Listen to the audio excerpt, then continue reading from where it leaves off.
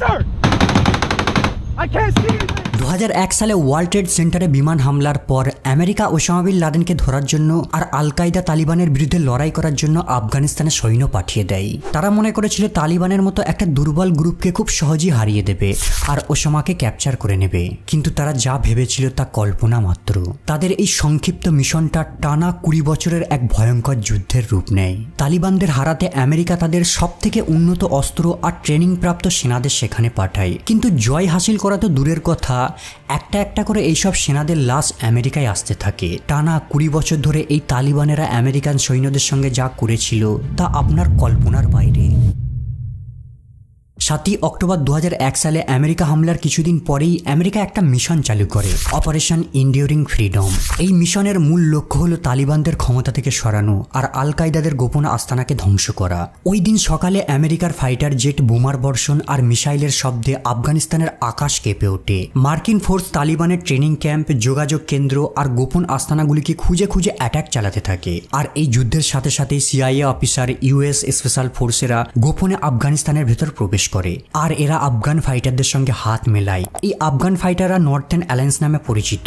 এরা হলো আফগানিস্তানের এমন একটি দল যারা তালিবানের বিরুদ্ধে লড়াই করে। তাদের মূল লক্ষ্য হলো আফগানিস্তানকে তালিবানি শাসনের হাত থেকে বাঁচিয়ে গণতান্ত্রিক রাষ্ট্র গঠন করা।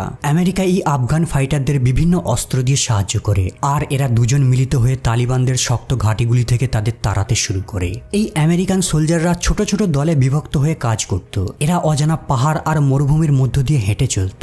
আবার কেউ কেউ আফগান ফাইটারদের সাথে ঘোড়ায় চড়ে বেড়াতো আর এই সোলজাররা সঙ্গে করে ব্যাগ ভর্তি ক্যাশ রাখতো, যাতে তারা লোকালদের টাকার লোভ দেখিয়ে তালিবানদের গোপন আশ্রয়স্থলের ইনফরমেশন কালেক্ট করতে পারবে। শুরুর দিকে মনে হচ্ছিল তালিবানদের যেন দ্রুত পতন হতে চলেছে। কাবুল, কান্দাহার, হেরাতের মতো বড় বড় শহরগুলিকে তারা ক্যাপচার করে নেয় আর এই শহরগুলো থেকে তালিবানেরা তাদের অস্ত্র, ট্যাঙ্কে ফেলে রেখে পালিয়ে যায়। আমেরিকান সেনারা মনে করেছে এবারে হয়তো যুদ্ধ শেষ হয়ে যাবে, তালিবানেরা সারেন্ডার করে নেবে। অনেক আমেরিকান সোলজার বিজয়ী সেলিব্রেশনও করতে থাকে, কিন্তু তালিবানেরা এত জলদি হার স্বীকার করার বান্দা নয়। তারা কোথাও অদৃশ্য হয়ে যায়নি। আসলে তারা ডাইরেক্ট যুদ্ধ করা থেকে সরে আসে, কারণ তারা জানে উন্নত অস্ত্রের সামনে পুরনো অস্ত্র নিয়ে কোনোদিনও টিকে থাকা সম্ভব নয়। তাই তারা টোরাবোরা পাহাড়ের গুহার ভিতর লুকিয়ে পড়ে। এই পাহাড়টা পাকিস্তানের একদম বর্ডারের কাছে অবস্থিত আর এই পাহাড়েই ওসামা বিন লাদেন সর্বপ্রথম লুকিয়েছিল। আর এখান থেকে তারা এমন এক দীর্ঘ ধৈর্যশীল লড়াইয়ের পরিকল্পনা চালু করে যা আমেরিকান সৈন্যদের রাতের ঘুম কেড়ে নিতে চলেছে। তারা রেগুলার আর্মিদের মতো যুদ্ধ করার পরিবর্তে গরিলা কৌশল ব্যবহার করে। এরা সাধারণ আফগানিস্তানিদের মতো পোশাক পরে গ্রামবাসীদের ঘরের ভিতর, পাহাড়ের গুহার ভিতর লুকিয়ে থাকতো আর সুযোগ পেলেই আমেরিকান সেনাদের শুট করে দিত।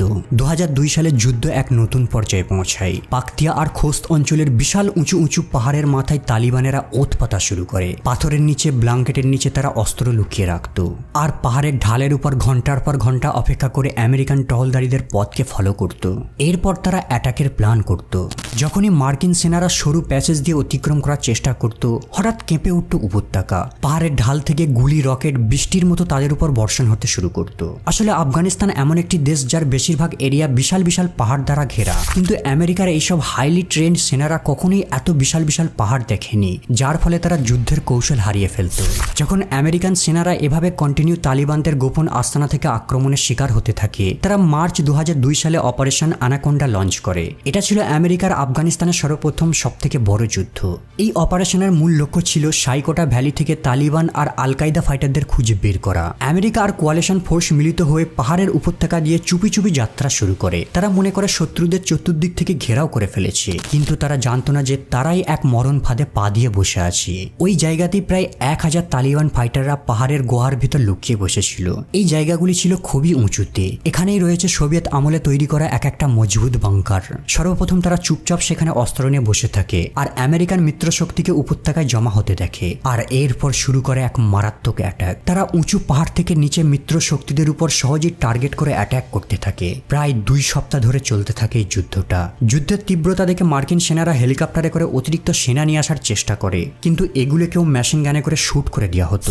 ওই দিন ওয়েদারও খুব খারাপ ছিল। তুষার আর ঘন কুয়াশা পাহাড়কে একটা মারাত্মক গোলকধাঁধা বানিয়ে দেয়। আর এই সুযোগকে কাজে লাগিয়ে তারা উপর থেকে বেছে বেছে টার্গেটকে শুট করতে থাকে। ওই দিন এই অ্যাটাকে 11 জন আমেরিকান সেনা মারা যায় আর অসংখ্য জন গুরুতর আহত হয়। ধীরে ধীরে তালিবানেরা আরও বেশি সাহসী হয়ে উঠতে থাকে। তারা আমেরিকান সেনাদের মারার জন্য নতুন নতুন উপায় খুঁজে বের করতে থাকে। 2004 সালে তারা কৌশল চেঞ্জ করে।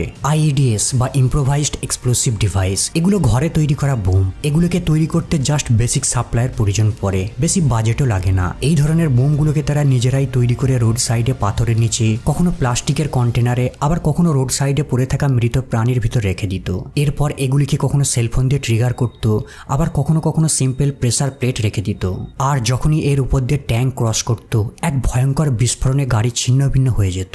যেহেতু আফগানিস্তানের রাস্তাঘাট এবড়ো খেবড়ো, তাই প্রথমের দিকে সেনারা হাম্বির ট্যাঙ্ক নিয়ে ঘোরাঘুরি করত। এগুলো ছিল খুবই দ্রুত কিন্তু খুবই দুর্বল, তাই একবার ব্লাস্ট হলে মেটাল ভেঙে চতুর্দিকে খেলনার মতো উড়ে পড়তো, আর সেই সাথে সাথে সেনারাও মারা যেত।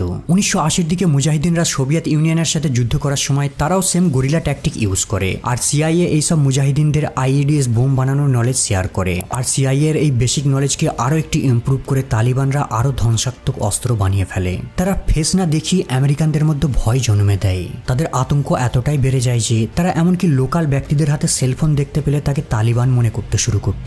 2006 সালে তালিবানেরা ইরাকিদের মতো আরও এক ডেঞ্জারাস টেকনিক ইউজ করা শুরু করে, সুইসাইড বোমবার। এটা এমন একটা অস্ত্র ছিল যাকে কোনো হার্ড ট্রেনিং, কোনো অ্যাডভান্স অস্ত্র দ্বারা থামানো সম্ভব ছিল না, কারণ এটা এমন একজন ব্যক্তির ইচ্ছার উপর নির্ভর করত যে আমেরিকান সেনাদের হত্যা করতে নিজে থেকে মরতে ইচ্ছুক। গাড়ি ভর্তি বিস্ফোরক ফুল স্পিডে নিয়ে গিয়ে আমেরিকান কনভয়ের সামনে গিয়ে বিস্ফোরণ ঘটাতো।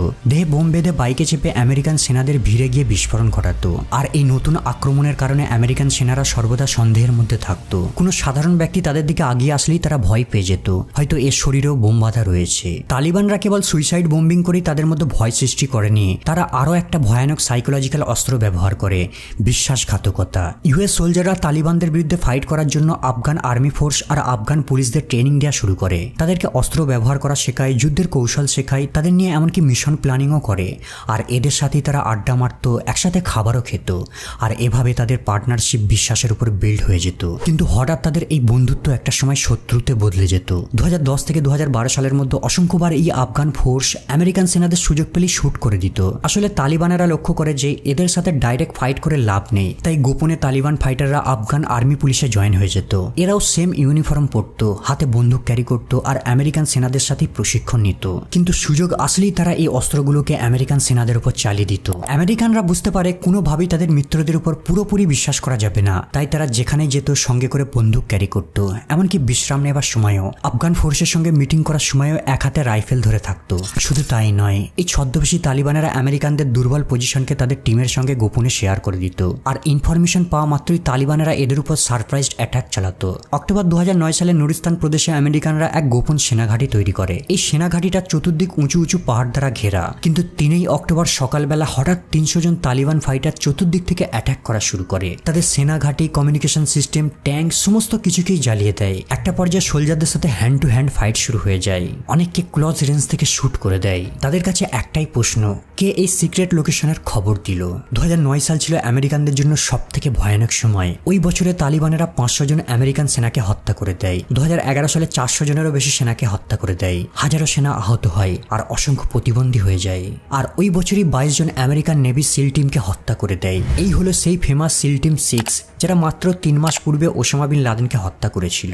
আর এই ঘটনাটা তালিবানদের আরো বেশি ইন্সপায়ার করে আমেরিকানদের বিরুদ্ধে যুদ্ধ করার জন্য। অন্যদিকে আমেরিকান সেনারা বিরক্ত হতে থাকে। তারা দিনের বেলা একটা এরিয়া কন্ট্রোল করছে, আবার রাতের বেলা তালিবানেরা সেটাকে দখল করে নিচ্ছে। বিশাল ফাইট করে, জীবন স্যাক্রিফাই করে তারা একটা টাউনকে কন্ট্রোল করছে, তো আবারও পরের মাসে সেটা তালিবানদের দখলে চলে আসছে। ধীরে ধীরে আমেরিকান সেনাদের মধ্যে হতাশা বাড়তে থাকে। তারা সেম জায়গায়, সেম উপত্যকায়, সেম গ্রামে বারবার ফাইট করে যাচ্ছে, কিন্তু এদেরকে কোনোভাবেই শেষ করা যাচ্ছে না, বরং তাদের সংখ্যা আরো বেড়ে চলেছে।